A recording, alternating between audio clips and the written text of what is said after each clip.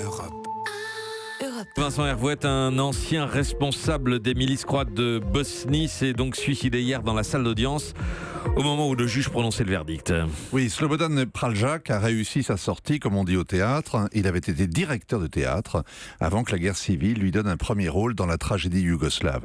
Hier, il a joué sa dernière représentation, texte laconique, mise en scène minimale et audience maximum grâce aux caméras du tribunal. Le monde, devenu totalement indifférent au sort des Balkans, découvre Slobodan Praljak quand il claque la porte. Grâce à Internet, il ne va plus cesser de mourir en direct. Et cette vidéo obscène où il sort une fiole et l'avale n'a pas fini de nous empoisonner. C'est une grande évasion.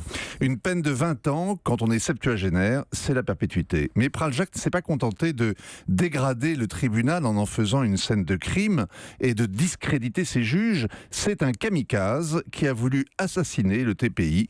Mission accomplie. Pourquoi dites-vous ça Il ne se prétend pas innocent, comme la plupart des condamnés. Il a dit précisément « Je rejette votre verdict, Praljak n'est pas un criminel. » On peut tuer, faire tuer, sans être un criminel, ça s'appelle la guerre. On peut même être directeur de théâtre et se retrouver général, c'est la guerre civile.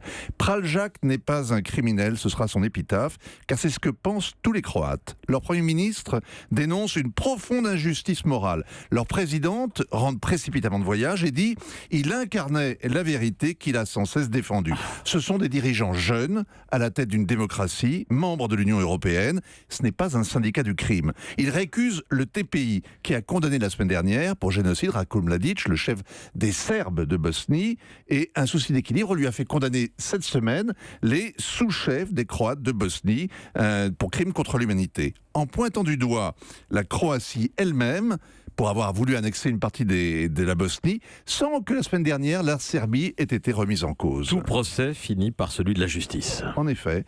Et le TPI devra expliquer comment le condamné a pu obtenir du poison, pourquoi les secours ont mis si longtemps, etc. etc. Au-delà, c'est le concept même de justice pénale internationale qui est mis en cause. Elle a été l'une des promesses de la mondialisation, avec l'idée d'une démocratisation de la gouvernance mondiale, d'un contrat social à l'échelle planétaire, mais partout, elle a failli. Au Liban, au Cambodge, au Rwanda, etc.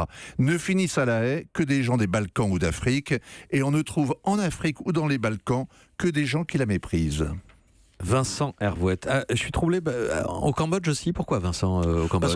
Parce que cette justice a été absolument interminable. 40 ans après les faits, on n'en a toujours pas fini. Oui, mais elle a condamné quand même quelques grands criminels. Oui. Axel ?